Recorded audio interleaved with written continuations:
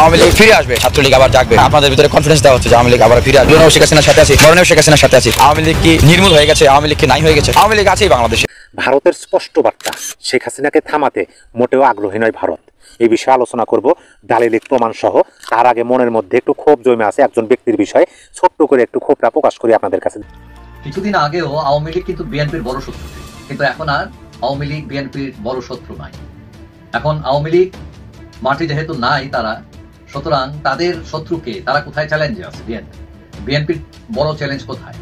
নানা সমালোচনার পর এবার উপদেষ্টা আসিফ মাহমুদ সজীব ভুঁইয়ার নিজের গ্রাম, নিজের এলাকা, নিজের উপজেলা কুমিল্লার মুরাদনগরে তার বিরুদ্ধে ব্যাপক বিক্ষোভ মিছিল হলো।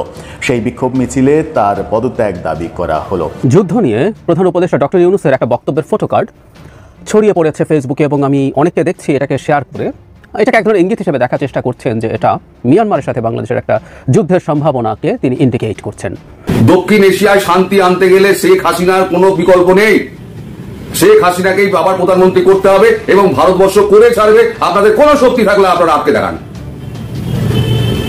এই সুযোগ ভারতবর্ষ ছাড়বে না। যে সুযোগ পাকিস্তান করে দিয়েছে, আপনাদের বড় ভাই যে সুযোগ করে দিয়েছে, এই সুযোগ ভারতবর্ষ ছাড়বে না। আগামী জানুয়ারি মাসেই বিএনপির রাজনীতি কমপক্ষে 95% শেষ হয়ে যাবে। বিএনপি নেতাকর্মীরা হতাশ হয়ে রাজনীতি ছেড়ে দেবে। সেনাপ্রধান মিস্টার ওয়াকারুজ্জামানের প্রজেক্ট, তার চেষ্টা, এফোর্ট ব্যর্থ করে দিচ্ছে প্রফেসর ডক্টর মোহাম্মদ ইউনূস সরকার।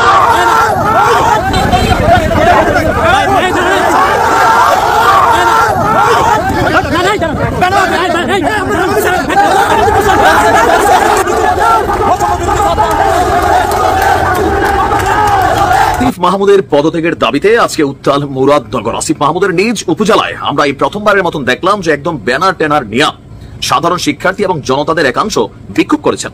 এখন এই বিক্ষোভে পুলিশের যে বাধা দেওয়ার পরে আমরা এখানে নানান কিছু দেখলাম যে পুলিশ ব্যানারটা টেনে কেড়ে নিয়ে যাচ্ছে। কেন পুলিশ এই আন্দোলন করতে দিবে না বা এই কর্মসূচি পালন করতে দিবে না?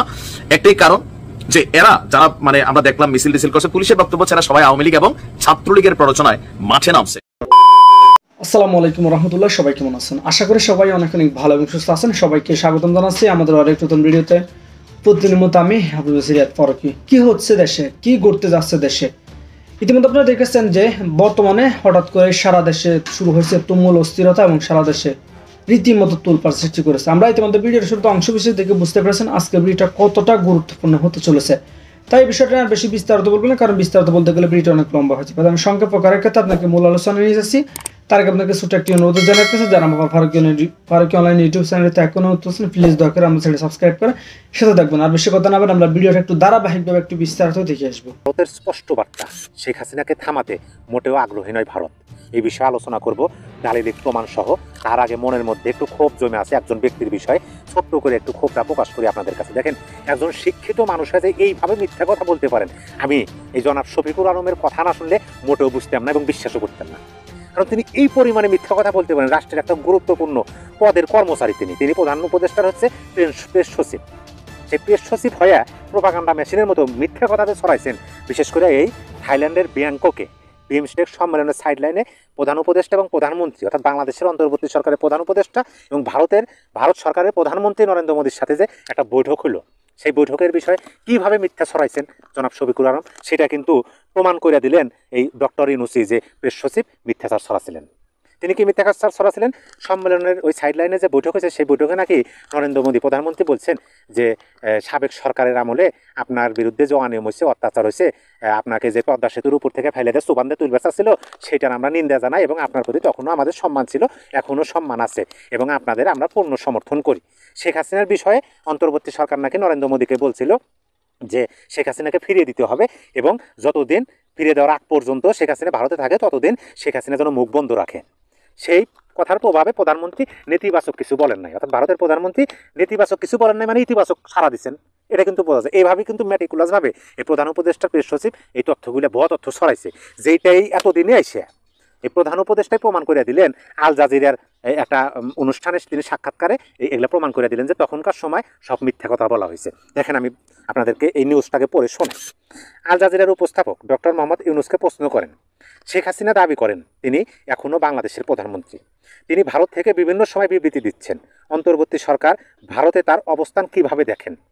অর্থাৎ বর্তমানে শেখ হাসিনা আওয়ামী সভানেত্রী শেখ হাসিনা তিনি কিন্তু এখন পর্যন্ত নিজেকে প্রধানমন্ত্রী হিসেবে দাবি করেন এবং ভারতে তিনি অবস্থান করতেছেন। ভারত থেকে বিভিন্ন সময় বিভিন্নভাবে বিবৃতি দিতেছেন এবং শেখ হাসিনা যে ভারতে এখন পর্যন্ত অবস্থান করতেছেন এটা বর্তমান অন্তর্বর্তী সরকার কীভাবে দেখে এটা প্রধান উপদেষ্টাকে প্রশ্ন করছেন। প্রশ্নের জবাবে প্রধান উপদেষ্টা বলেন, প্রধানমন্ত্রী মোদীর সঙ্গে আমার কথা হয়েছে এবং আমি তাকে স্পষ্ট করি, ঠিক আছে, যদি শেখ হাসিনাকে আপনি রাখতে চান তাহলে এ বিষয়ে আমার কিছু বলার নেই বা আমি কিছু করতে পারবো না, কিন্তু অবশ্যই তিনি যখন সেখানে থাকবেন তার কথা বলা উচিত হবে না, কারণ তার বক্তব্য আমাদের জন্য সমস্যা সৃষ্টি করে, তার বক্তব্যের কারণে দেশের মধ্যে অস্থিতিশীলতা তৈরি হচ্ছে, এজন্য দেশের মানুষকে ভোগান্তি পোহাতে হয়। মানে বিষয়টা বুঝতে পারছেন। আল জাজিরার সাংবাদিক প্রশ্ন করলেন যে শেখ হাসিনা যে ভারতে আছেন সেখান থেকে বক্তব্য দিতেছেন এবং তিনি প্রধানমন্ত্রী হিসেবে দাবি করতেছেন, এই বিষয়ে আপনার বক্তব্য কি বা অন্তর্বর্তী সরকারের অবস্থান কি?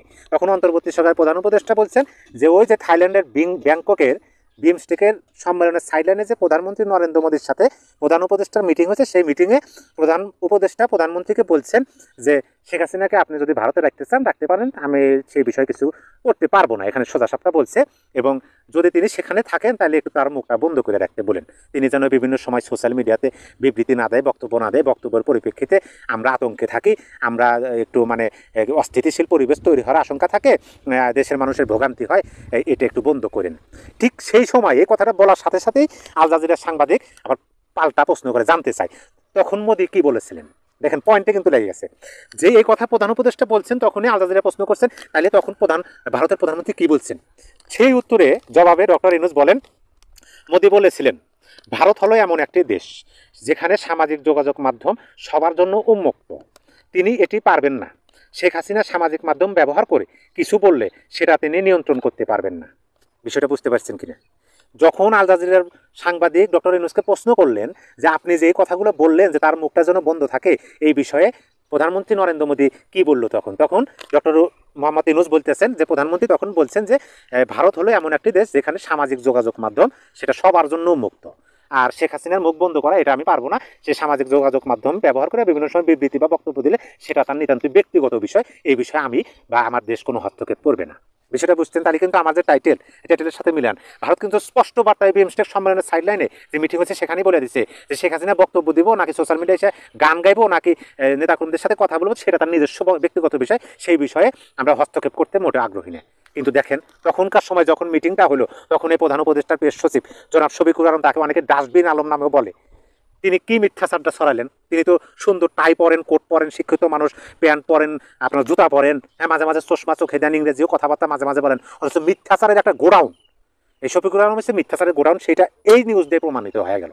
দেখেন তিনি বলছিল যে ভারত যেন শেখ হাসিনাকে ফিরে দেয়, সেইটার জন্য শক্তভাবে অন্তর্বর্তী সরকার প্রধানমন্ত্রী নরেন্দ্র মোদীকে বলছেন, এবং এই বিষয়ে নরেন্দ্র মোদী নেতিবাচক কোনো মানে বার্তা দেন নাই, তার মানে ইতিবাচক সাড়া দিচ্ছেন।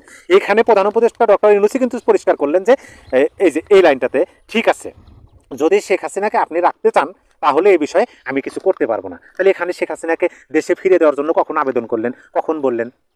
দেখেন আমি বারবার বলি যে এই সরকারের একটা নিজস্ব মিথ্যা প্রোপাগান্ডা ছড়ানোর প্রোপাগান্ডা মেশিন আছে, যে প্রোপাগান্ডা মেশিন মেটিকুলাসভাবে দেশের জনগণকে মিথ্যা ভুল সংবাদ দিয়ে ভুল বোঝাইয়া নিজেদের সমর্থনে রাখার চেষ্টা করে, কিন্তু প্রকৃতির খেলায় প্রকৃতির নিয়মে কোনো না কোনোভাবে সেটা প্রকাশ হয়ে যায়, এবং নিজেদের মাধ্যমেই প্রকাশ হয়। দেখেন এই বিষয়টা যদি তখন প্রচার হইতো তাহলে কি এই এখন হইতেছে, এখন হয়তো এই অন্তর্বর্তী সরকার আরও বেশি দুর্নাম হইতেছে। আর তখন যদি হইতো তখন তো মানে সত্য প্রকাশ হয়েছে, সত্য যে বিষয় আলোচনা হয়েছে সেই বিষয়ে প্রচার হইতেছে, মিডিয়াতে আসতেছে, তখন কিন্তু ততটুকু ভারতের অবস্থান সম্পর্কে স্পষ্ট হইতেছে যে না ভারত শেখ হাসিনাকে ফেরত দেবে না, শেখ হাসিনাকে ভারত জিম্মি করে রাখে নাই, তাকে উন্মুক্ত রাখছে, তিনি সোশ্যাল মিডিয়া ব্যবহার করে বক্তব্য দিবেন, কর্মীদের সাথে আলোচনা করবেন, যা খুশি তাই করবেন, প্রয়োজনে গান গাইবেন, এই বিষয়ে ভারত কোনো হস্তক্ষেপ করবে না, এটা মানুষ জানিয়ে যাইতো। এই অন্তর্বর্তী সরকারে কিন্তু ততটুকু দুর্নাম হইতো না, মিথ্যাচার প্রোপাগান্ডা মেশিন যে আছে তাদের নিজস্ব, এটা মানুষ ওইভাবে ধর্তব্যের মধ্যে ধরতো না। কিন্তু যখন তারা মিথ্যা ছড়ালো এবং নিজেরাই সেটা প্রকাশ করলো যে তখনকার সময়ে আমাদের প্রধান উপদেষ্টার প্রেস সচিব জনাব শফিকুর আলম ওরফে ডাস্টবিন আলম যে কথাগুলো বলছেন সেগুলো মিথ্যা, সত্য ঘটনা এই যে এটা প্রধান উপদেষ্টা যেটা বলছেন। কিছুদিন আগেও আওয়ামী লীগ কিন্তু বিএনপির বড় শত্রু, কিন্তু এখন আর আওয়ামী লীগ বিএনপির বড় শত্রু নাই। এখন আওয়ামী লীগ মাঠে যেহেতু নাই তারা, সুতরাং তাদের শত্রুকে তারা কোথায় চ্যালেঞ্জে আছে? বিএনপির বড় চ্যালেঞ্জ কোথায়? এখন 5 আগস্টের পর বিএনপি তারা যে পরিস্থিতি তৈরি হয়েছিল তাতে তারা সরকার গঠন বা ক্ষমতা এগুলোও তাদের মাথায় চিন্তাই ছিল না। তারা মুক্তির গ্রাণ নিয়ে তাই তারা খুশি ছিল। কিন্তু পরবর্তীতে যখন তারা বুঝতে পারলো যে ওই যে বৈষম্য বিরোধী যারা আছে তারা ফাঁকা আওয়াজ দিচ্ছে, তখনই তাদের বিএনপির সিংহাসনের স্বপ্নে মশগুল হয়ে যায় তারা। তখনই তারা মনে করছে যে না, এরা বড় শক্তি নয়, বৈষম্যরা এরা ফাঁকা আওয়াজ দিতেছে, ফাঁকা করছি, সুতরাং আমরাই চান্স নেই। এখন আওয়ামী লীগ নাই, বিএনপি ফাঁকা মাঠে গোল দিতে পারে, মানে এই হিসাব প্রাইমারি স্কুলের পড়ুয়া ছাত্র সেটা আন্দাজ করতে পারবে, এবং এটার জন্য বিসিএস পাস করার দরকার নাই। কিন্তু বিসিএস পাস করাদেরও কিন্তু এখন আন্দাজ করা কঠিন হয়ে গেছে যে বিএনপি আসলেই ক্ষমতায় যেতে পারবে কিনা, তাদের চ্যালেঞ্জটা কি। এখন তাদের নেতা তারেক রহমান ব্রিটিশ সাম্রাজ্যে বৈশা রোজ বাণী দিয়ে যাইতেছেন উনি। এখন লন্ডন থেকে ঢাকা আসতে লাগে 9 ঘন্টা, এখন 9 মাস হয়ে গেল তার ফেরার কোনো লক্ষণ নাই। তো বুঝলাম না, আগে মামলা টামলা ছিল তিনি আসেন নাই, এখন তো মামলাও সব গরম, মানে বরফ গলা পানি হয়ে গেছে, তো তিনি আসেন না। প্রশ্ন শুধু একটা না, আরো আছে। এখন তারকের কথা বিএনপির লোকেরা শুনেও না, চাঁদাবাজি দখলবাজি অব্যাহত আছে। তো তার যদি কন্ট্রোল না থাকে, একটা দলের কন্ট্রোল না নিতে পারে, তার দেশের কন্ট্রোল করবেন কি করে? আর প্রশ্ন আরো আছে, দলের মধ্যে এই 9 মাসে কি সংস্কার করেছেন তিনি? পুরান পাপী যারা, এরাই তো এখনো নেতৃত্বে। প্রশ্ন শেষ নাই, আরো আছে। ক্ষমতায় যাওয়ার যে স্বপ্ন তারা দেখছেন, তাদের বেস্ট ফ্রেন্ড জামাত তো তাদের সাথে নাই। জামাত কেন? তাদেরকে ছেড়ে ইসলামী দলগুলোকে নিয়ে বিপ্লবের পথে হাঁটছে, ইসলামী বিপ্লব। এখন ডাক্তার শফিকুর রহমান ইরানের খামিনি হয়ে বসে থাকবেন, পদ নিবেন, এবং এই যে তাদের সাহায্য করতে আধুনিক এই যে ইসলামবাদী নাগরিকরাও প্রস্তুত আছেন, এগুলার মাঝে দেখি এগুলা কিন্তু চ্যালেঞ্জের মধ্যেই পড়ে বিএনপি। এবং বিএনপির চ্যালেঞ্জ আরো আছে, মানে পৃথিবীব্যাপী কিন্তু উগ্র ডানপন্থীদের উত্থান ঘটেছে, এবং আমাদের দেশেও কিন্তু উত্থান ঘটতে যাচ্ছে, এবং এটা বিএনপির সবচেয়ে বড় ভয়, সবচেয়ে বড় চ্যালেঞ্জ। আপনি দেখেন আমেরিকার ট্রাম্প, এরা হচ্ছে উগ্র ডানপন্থী দল মানুষ।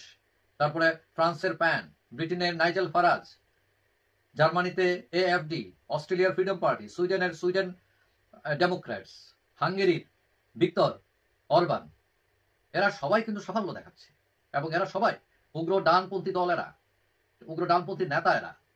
এখন প্রশ্ন উঠেছে যে তারা যদি সাফল্য দেখাতে পারে পৃথিবীর বিভিন্ন প্রান্তে উগ্র ডানপন্থীরা, তাহলে সময় বদলে যাচ্ছে। সুতরাং বাংলাদেশে যারা উগ্র ডানপন্থী আছে তারা কেন চমক দেখাইতে পারবে না? এবং এইটার উপর ভরসা করেই কিন্তু জামাত ইসলাম, ইসলামী দলগুলো তারা ঐক্য করার চেষ্টা করছে, তারা বিপ্লব তৈরি করার চেষ্টা করছে, ক্ষমতায় যাওয়ার চেষ্টা করছে, এবং অনেকে মনে করেন তারা চমক দেখাতে পারে। এবং এইটি হচ্ছে বিএনপির সবচেয়ে বড় হুমকি, আওয়ামী লীগ না। এখন এই যে হুমকি তৈরি হয়েছে বিএনপির জন্য, এটা মোকাবেলা তারা কতটুকু করতে পারছেন এবং করতে পারবেন, এটা নিয়েও তাদের সক্ষমতা নিয়ে প্রশ্ন উঠেছে। বিগত 15 বছরে আওয়ামী লীগ শাসনে তাদের সাংগঠনিক অবকাঠামো একদম দুর্বল হয়ে গেছে। এই 9 মাসেও তারা খুব একটা কিছু আগাইতে পারেন নাই। তারা শুধু ওই তারেক রহমান লন্ডনে বৈশা বাণী দিতেছে, আর এরা শুনতেছে, হাততালি দিতেছে, দ্যাটস ইট। এখন ভোটের মাঠে অনেকে চিন্তা করতেছেন না, বাংলাদেশের রাজনীতি তো ভোটের বাক্সে আওয়ামী লীগ আর বিএনপি, কিন্তু এইবার কিন্তু হিসাব বদলে যেতে পারে। কারণ তরুণ একটি প্রজন্ম দাঁড়িয়েছে, যাদের চিন্তা ভাবনা হয়তো আপনি 80-90 দশকের মানুষের সাথে সমান নাও হতে পারে। সেনাপ্রধান মিস্টার ওয়াকারুজ্জামানের প্রজেক্ট, তার চেষ্টা, এফোর্ট ব্যর্থ করে দিচ্ছে প্রফেসর ডক্টর মোহাম্মদ ইউনূস সরকার। তারা এক একটা প্রজেক্ট ধরা খাচ্ছে, নতুন নতুন প্রজেক্ট নিচ্ছেন। মানে ইন্ডিয়ার অ্যাসাইনমেন্ট বাস্তবায়ন করা, এটা তার জন্মের দোষ। এটা করছেন, করে যাচ্ছেন, অ্যাজই করবেন, থামবেন না। ওয়াকার এবং চুপ্পু, এই দুজনকে আমাদের নজরে রাখতে হবে। কিন্তু আমাদের আস্থার জায়গা প্রফেসর ডক্টর মোহাম্মদ ইউনূস সরকার, তিনি আছেন বলে ওয়াকার না, ওরকম 100 ওয়াকার মিলেও কিছু করতে পারবে না। এই জায়গাটা একটা গুরুত্বপূর্ণ তথ্য আমাদের জানা দরকার। আমরা বারবার বলছি, আমরা দেখিয়ে দিচ্ছি হাতে কলমে, এই মিডিয়াগুলোকে পূর্ণরূপে ফিরিয়ে নিচ্ছে ওয়াকারের দোসররা, এবং নিয়োগ বাণিজ্য বা নিয়োগগুলোতে হস্তক্ষেপ করছে ওয়াকারুজ্জামান। কোথায় কে নিয়োগ পাবে অনেক কিছুই ঠিক করে দিচ্ছে ওয়াকার বা ওয়াকারের লোকজন, ডিজিএফআই, সেনাবাহিনী। অনেক সিভিল অ্যাডমিনিস্ট্রেশনের নিয়োগগুলো সেনাবাহিনীর হস্তক্ষেপ হচ্ছে, অথচ এটা কোনো 111 গভর্নমেন্ট না, মিলিটারি ব্যাকড কোনো গভর্নমেন্ট না। তো রিফাইন্ড আওয়ামী লীগ প্রজেক্ট নিয়ে অনেক ধরা পড়েছে, এটা নেত্র নিউজকে দেওয়া আইএসপির এক বিবৃতিতে ধরা পড়েছে, স্বীকার করেছেন যে এটা নিয়ে কথা হয়েছে, সেটা নিয়ে আমরা অনেক আলোচনা করেছি। এখন আবার মিডিয়াগুলো পুরোনোরূপে ফিরে যাচ্ছে, আওয়ামী লীগকে নর্মালাইজ করার চেষ্টা করছে। তো দর্শক, ওয়াকারুজ্জামানের একটা চেষ্টা, একটা প্রজেক্ট হচ্ছে যে আওয়ামী লীগের লোকজনের বিচার ঠেকানো। ভারত ওয়াকারুজ্জামানকে অ্যাসাইনমেন্ট দিয়েছে যে এই বিচার যাতে না হয়, এবং নেতারা যেন ধীরে ধীরে জামিন পাওয়া শুরু করে, তুমি সেই ব্যবস্থা করো। এবং ওয়াকারের তৎপরতায় এই যে ডেভিল হান্টের আন্ডারে যারা ধরা পড়েছিল, এদের বেশিরভাগই জামিন পেয়ে গিয়েছে, এবং আরও আওয়ামী লীগের বড় বড় নেতারা জামিন পেয়েছে। আপনার হাসান মাহমুদকে দেখেছেন না? হাসান মাহমুদ এয়ারপোর্টে গ্রেপ্তার হলো, সেনাবাহিনী হেফাজতে থাকলো, এখন হাসান মাহমুদ প্রথমে ছিলেন বেলজিয়ামে, এখন লন্ডনে বিয়ে খান, দাওয়াত খান, হাসি তামাশা করেন। কিভাবে কি গেল? নিঃসন্দেহে ওয়াকারুজ্জামানের কাজ এটা। হাসান মাহমুদকে এভাবে পার করে দিয়েছে। তো দর্শক, যাদেরকে পার করে দিতে পেরেছে তা তো দিয়েছেই, আর যাদেরকে পার করতে পারেনি তাদের বিচার হবে না, তারা ধীরে ধীরে জামিনে মুক্ত পাবে। এমনকি সাবেক পরিকল্পনা মন্ত্রী মান্নান এবং সাবের হোসেন চৌধুরী, এই দুইজন কিভাবে জামিন পেলেন এটাও যদি আপনি গভীরভাবে খোঁজ নেন তাহলেও ওয়াকারুজ্জামানের হাত পাবেন। তা আওয়ামী লীগ নেতাদের বিচার হবে না, সমস্যা নেই, অনেকে জামিনের ব্যবস্থা করছে নানানভাবে। এবং আওয়ামী লীগের লোকজনকে এই বার্তা দেওয়া হয়েছে যে চিন্তা করো না, বিচার চূড়ান্তভাবে হবে না, ওটা নির্বাচনের আয়োজন করতে পারলে বিচার টিচার শেষ, ওগুলো ধামাচাপা পড়ে যাবে, জামিন পাবে, ওগুলো ফাইল পড়ে থাকবে, কিচ্ছু না। এরকম একটা বার্তা আওয়ামী লীগ নেতাকর্মীদের দেওয়া হয়েছে, যার ফলে গ্রেপ্তারের ভয় থাকা সত্ত্বেও আওয়ামী লীগের লোকজন অনেকে মাঠে নামছে, ঝটিকা মিছিল করছে, ডিসির কাছে স্মারকলিপি দিচ্ছে। Very important. এগুলো সব কিছুর পেছনে আপনি ওয়াকারে তৎপরতা পাবেন। তো দর্শক, সরকারের পক্ষ থেকে যেটা বলা হচ্ছে সেটা আমাদের জন্য আশার বাণী যে ওয়াকারুজ্জামানের এই তৎপরতা এগুলো কাজে আসবে না, এগুলো পণ্ড হয়ে যাবে। পালাতক সব এমপি মন্ত্রীকে আইনের আওতায় আনা হবে, প্রেস সচিব ডক্টর ইউনূস আছেন, শফিকুল আলমরা আছেন, আমাদের টেনশন নাই। যারা গ্রেপ্তার হয়েছেন তারা পার পাবেন তো দূরের কথা, যারা গ্রেপ্তার হননি তারাও গ্রেপ্তার হবেন। এখন দেখছেন না কি পরিমাণ ধরা পড়ছে। আমি যখন কথা বলছি তার আগে 48 ঘন্টায় 2000 আওয়ামী লীগ গ্রেপ্তার হয়েছে, 2000। তার মধ্যে সাবেক এমপি আছে বেশ। তা পালাতক যারা দেশের বাইরে যেখানেই থাক কেউ রেহাই পাবে না, ওয়াকার বাঁচাতে পারবে না। 2 দিন পর ওয়াকার নিজেই কোন জালে আটকা পড়ে দেখেন। তো দর্শক, সরকার এভাবে আমাদেরকে আশার বাণী শোনাচ্ছে যে পালাতক সব মন্ত্রী এমপিকে আইনের আওতায় আনা হবে, কেউ ছাড় পাবে না। এমনকি যারা গুলি করেছে প্রশাসনের লোকজন, পুলিশের লোক, কেউ ছাড় পাবে না, সবাই ধরা পড়বে। এখন ওয়াকারের এত শক্তি, এত কলকাঠি নাড়েন, আর ডক্টর ইউনূসের ভুলও আছে, অনেকটা এনজিও সেট আপে দেশ চালানোর চেষ্টা করে, অনেক লিমিটেশন আছে। ডেফিনেটলি লিমিটেশন না থাকলে তো এটা জান্নাত হয়ে যায়, লিমিটেশন থাকবে। গণতন্ত্র মানে এই লিমিটেশন থাকবে, এটা নিয়ে আমরা কথা বলবো। তবে অন্য যে কোনো সরকারের চাইতে ভালো বাংলাদেশ, এটা হচ্ছে কথা। এখন এই ভুল ভ্রান্তি সত্ত্বেও ওয়াকারের এত ষড়যন্ত্র, তারপরও ডক্টর ইউনূস গৌরবের সাথে টিকে আছেন। এর কারণটা কি? এর কারণ হচ্ছে এই সরকারের প্রধান শক্তি জনগণ তাদের সাথে আছে, এবং জনগণ এতটাই এই সরকারকে সমর্থন করে, আপনি অবাক হবেন, যেখানে ডক্টর ইউনূসকে গালি দেওয়ার কথা সেখানেও মানুষ গালি দেয় না, স্বাভাবিকভাবে না, এতটাই ভালোবাসে থাকে। কিন্তু আমি বিশ্বাস করি এই ভালোবাসাটা ফিল করে ডক্টর ইউনূস গালি দেওয়ার কাছ থেকে ফিরে আসবেন। যেমন নারী বিষয়ক যে কমিশন গঠিত হয়েছে, সেই কমিশন ডক্টর ইউনূসের কাছে তাদের সুপারিশমালা পেশ করেছে, প্রতিবেদন পেশ করেছে। সেই সুপারিশে এমন এমন বিষয় আছে যেটা হাসিনা ঘটালে তোলপাড় তৈরি হয়ে যেত, যদিও হাসিনা আবার পাল্টা নির্যাতন করত। যেমন ধর্মীয় অনুশাসনের মধ্যে নারীদের রাখা যাবে না, সম্পত্তিতে কোরআনের আইন চলবে না, সমান অধিকার দিতে হবে পিতার সম্পত্তিতে, এরকম অনেক উদ্ভট সুপারিশ করেছে। এখন এই সুপারিশগুলো এগুলো যদি মুখে উচ্চারণ করতো হাসিনা না বলে, আমরা কি করতাম? গালাগালি করে তোলপাড় তৈরি করে দিতাম। কিন্তু ডক্টর ইউনূসকে হুজুররা কিছু বলে না, দেখছেন, প্রতিবাদ করেছে।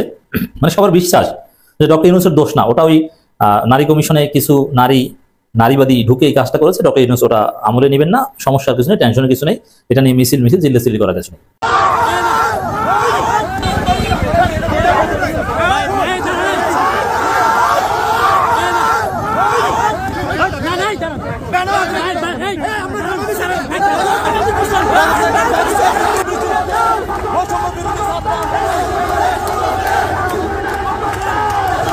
আসিফ মাহমুদের পদত্যাগের দাবিতে আজকে উত্তাল মুরাদনগর। আসিফ মাহমুদের নিজ উপজেলায় আমরা এই প্রথমবারের মতন দেখলাম যে একদম ব্যানার ট্যানার নিয়ে সাধারণ শিক্ষার্থী এবং জনতাদের একাংশ বিক্ষোভ করেছেন। এখন এই বিক্ষোভে পুলিশের যে বাধা দেওয়ার পরে আমরা এখানে নানান কিছু দেখলাম যে পুলিশ ব্যানারটা টেনে কেড়ে নিয়ে যাচ্ছে। কেন পুলিশ এই আন্দোলন করতে দিবে না বা এই কর্মসূচি পালন করতে দিবে না? একটাই কারণ যে এরা যারা মানে আমরা দেখলাম মিছিল টিছিল করছে, পুলিশের বক্তব্য এরা সবাই আওয়ামী লীগ এবং ছাত্রলীগের প্ররোচনায় মাঠে নামছে। এখন আমাদের অনুসন্ধানী মন জানতে চায় যে এই মুহূর্তে আসিফ মাহমুদের এলাকায় এত বড় বৈষম্য বিরোধী প্ল্যাটফর্ম থাকতে এই ছাত্রলীগ আওয়ামী লীগ এত শত শত মেয়ে ছাত্ররা এরা সবাই বুঝে ছাত্রলীগের লোক, কিন্তু পুলিশের বক্তব্য যে ভাই এরা নাকি ছাত্রলীগের লোক। তবে গেল কয়েক মাস যাবৎ আসিফ মাহমুদের বিভিন্ন দুর্নীতির খবর যখন গণমাধ্যমে আসছে, অভিযোগ হিসাবে প্রমাণিত হয় নাই। তার এপিএস থেকে শুরু করে তার বিরুদ্ধে সাংবাদিক ইলিয়াস থেকে অনেকে কিন্তু লেখালেখি করছেন। এরপরই আসিফ মাহমুদের বিরুদ্ধে আজকে আমরা দেখলাম এই প্রথমবারের মতন তার নিজ উপজেলায় এইরকম একটা বড় মিছিল। আপনার মুরাদনগরে আমরা যে জায়গাতে দেখলাম যে যারা এই মিছিল করছে তাদের দাবি তারা বৈষম্য বিরোধী ছাত্র আন্দোলনে অংশ নেওয়া উপজেলার শিক্ষার্থীদের একাংশ। আজকে দুপুরে মুরাদনগর উপজেলা সদরে আল্লাহ চত্বরে বিক্ষোভ মিছিলটি করা হয়। তো মিছিল নিয়ে বের হলে প্রথমে পুলিশি বাধার মুখে পড়ে তারা। মুরাদনগর থানার ওসি সাহেব যিনি আছেন তার নেতৃত্বে পুলিশ সদস্যরা সেখানে বাধা প্রদান করেন। এক পর্যায়ে ওসি সাহেব মিছিলের ব্যানারটিও কেড়ে নিয়ে যান। পরবর্তী সময় ছাত্ররা ওসির দিকে আবার মারমুখী অবস্থায় তেড়ে আসে। তারপর ওসি সাহেব সিচুয়েশন কভার করার জন্য সেখান থেকে সাময়িকভাবে চলে যান। যে ভিডিও ভাইরাল হয়েছে সেখানে দেখা যাচ্ছে যে তার পদত্যাগের দাবিতে মিছিল করছে শিক্ষার্থী এবং বিভিন্ন বয়সের মানুষ। উপজেলা সদরের আল্লাহ চত্বরের পাশে বগদাদ রেস্টুরেন্টের সামনে পুলিশ তাতে বাধা দেয়। ওসি জাহিদুর রহমানকে বিক্ষোভকারীদের হাত থেকে ব্যানার কেড়ে নিতে দেখা গেছে। পরে বিক্ষোভকারীরা ওসির গায়ে হাত তুলতে তেড়ে আসেন। ভিডিওতে ওসিকে বারবার বলতে শোনা যায় কোনো মিছিল করা যাবে না। কেন মিছিল করা যাবে না? বাংলাদেশে কি এখনো আওয়ামী তন্ত্র জারি আছে যে পুলিশ রাজনৈতিক নেতাদের অথবা ক্ষমতায় যিনি বসে আছেন তার চেয়ারকে পাহারা দিচ্ছেন? না, ওসি সাহেবের কথা ভিন্ন। ওই যে আমরা যেটা বলছিলাম যেটা ছাত্রলীগ আওয়ামী লীগ চলে আসবে, চলে আসছেও। ওসি জাহিদ সাহেব বলছেন যে ওনাদের কাছে গোয়েন্দা তথ্য ছিল আওয়ামী লীগের লোকজন ছদ্ম নামে মাঠে নামবে। তো আজকে যারা মিছিল করছে এরা সবাই নাকি আওয়ামী লীগের লোকজন। আমার কাছে ছবি আছে, ঊর্ধ্বতন কর্তৃপক্ষের নির্দেশ পেলে তাদেরকে আইনের আওতায় আনা হবে। তো আমার আশ্চর্য লাগে যে এত এত নারী শিক্ষার্থী, ছাত্র, আমজনতা, তো ওই এলাকার বৈষম্য বিরোধীরা কই, ওই এলাকার বিএনপি কই, ওই এলাকার জামাত কই, মানে এরা সবাই এখন ছাত্রলীগ আওয়ামী লীগ। মানে আসিফ মাহমুদের বিরুদ্ধে কথা বললে কি সবাই ছাত্রলীগ আওয়ামী লীগ হয়ে যাবে? বিষয়টা আবার তাও না। তাহলে যে বৈষম্য বিরোধী শিক্ষার্থীদের একাংশ দাবি করে মিছিলটা হচ্ছে, এইটা নিয়ে আবার একটা পেচকি আছে। কোন পেচকি? মুরাদনগর উপজেলার যিনি বৈষম্য বিরোধী ছাত্র আন্দোলনের আহ্বায়ক আছেন ওবায়দুল হক, তিনি লাগাইছেন আসল তথ্য বা পেচ লাগাই না তথ্য জানি না। তিনি বলছেন যে এই বিক্ষোভের বিষয়ে বৈষম্য বিরোধী ছাত্র আন্দোলনের কোনো সম্পৃক্ততা নেই। তো ওনার বক্তব্য যে আওয়ামী লীগের লোকজন কৌশলে কিছু শিক্ষার্থীকে প্ররোচিত করে মিছিলটি করিয়েছে, আর যারা এখানে বক্তব্য দিয়েছে যে তারাও বৈষম্য বিরোধী আন্দোলনের সময় বা জুলাই আগস্টে রাজপথে ছিল। আর যে কমিটি টমিটি হয়েছে এগুলো আসলে একপক্ষীয় কমিটি হয়েছে, এমনকি কমিটি নিয়ে বিভিন্ন জায়গায় বিভিন্ন ধরনের ঝামেলাও আছে। এখন আসলে কোন দিকের পানি কোন দিকে গড়ায়? তবে বাংলাদেশে বর্তমানে একটা আছে, আগে বিএনপি জামাতের সময় ছিল আওয়ামী লীগ ক্ষমতা থাকতে যে কোনো কিছু হলে বিএনপি জামাত, আর এখন এই দেশে যাই হয় লিগ্যাল ইলিগ্যাল যে কোনো আন্দোলন হোক যাই হোক খালি আওয়ামী লীগ ছাত্রলীগ। যাই হোক দেখা যাক কি হয়। বা আসিফ মাহমুদ তিনি নিজে কি বলেন। পদত্যাগ তো করবে না ভাই। এই দেশে আমরা রাজনৈতিক সরকারের মন্ত্রী এমপিরে গালাগালি করি মাঝে মাঝে, কেন পদত্যাগ করা হয়? উপদেষ্টা পরিষদের বিরুদ্ধে আমরা চেষ্টা করি সারা দেশে যে পরিস্থিতি চলতেছে তার ধারাবাহিকতা যে ভিডিওগুলো সামাজিক যোগাযোগ মাধ্যমে আমরা পাই সেগুলো আপনাদের মাঝে বিভিন্ন ভাবে মানে তুলে ধরার চেষ্টা করি। এখানে আমাদের ব্যক্তিগত কোনো মতামত নাই। অবশ্যই ভালো লাগবে, অবশ্যই শেয়ার করে দেবেন। চ্যানেল নতুন থাকলে চ্যানেল সাবস্ক্রাইব করে সাথে থাকবেন। এরকম ফান চলা করতে সবার আগে পেতে। ধন্যবাদ সবাইকে। আল্লাহ হাফেজ।